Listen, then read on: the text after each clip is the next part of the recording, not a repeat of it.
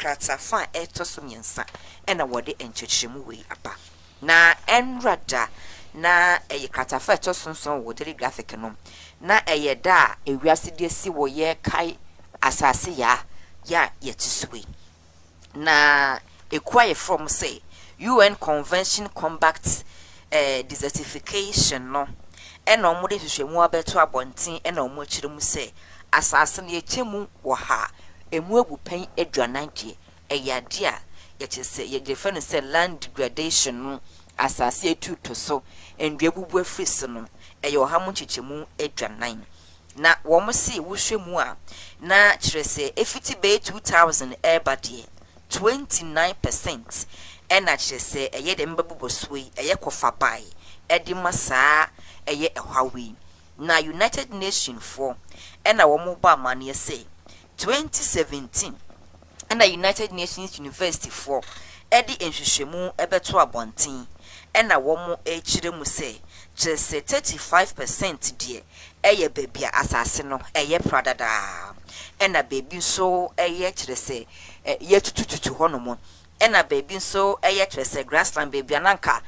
green grasses ewo paano ehon so etutu ena baby ana endua esisi ena afenka ye kwaye bretu ankasa no wo mo se enei kame akoye se saa baby we na no ha mu chichemu aduasanum de eyade a ahwere ewiase enyina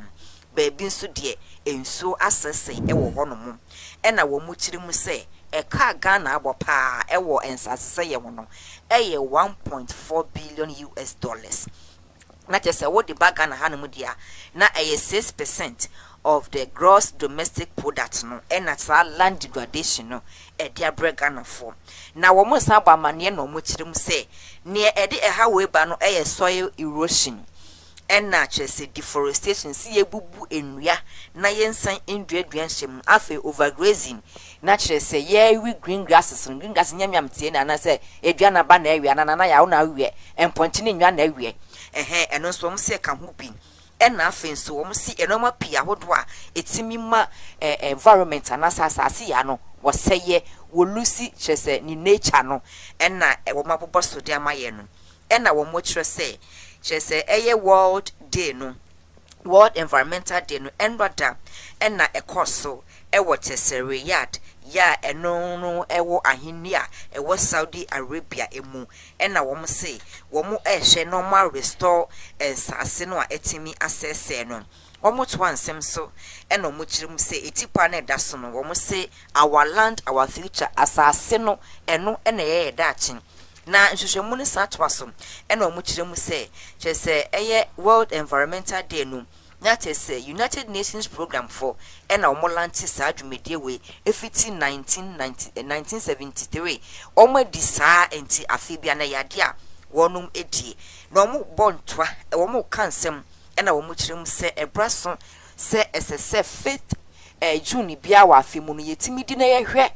asase dodo a yasɛ no enuoma dodo a yahwere sese wo mo si endua na yehu bi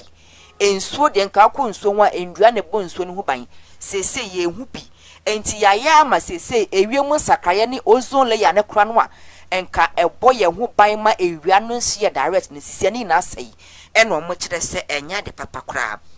enti enrada ewei na wo mudie na the graphic nso etwe bigu nkrata so ena wo mukirem se ho akwakọ nyase yetime bo ya asase no eho ban sanse dwumedi a yedi bia asase so ne edi no na se koba se na ne mframa fa edan so tumi pa ehwe ka so enso first ne mframa fa enua twa enho hwenti nua no e absorb sa heavy wind na e ba ne sesei ni na ya sese yenua yebubu nua ni na enti e de ahokire ena aba yeso enti enra chese World Environmental Day ndo mudie edi kai asasi ni bobre se nyankopon boy no esa na ya maintain na bepem nei anase yasei no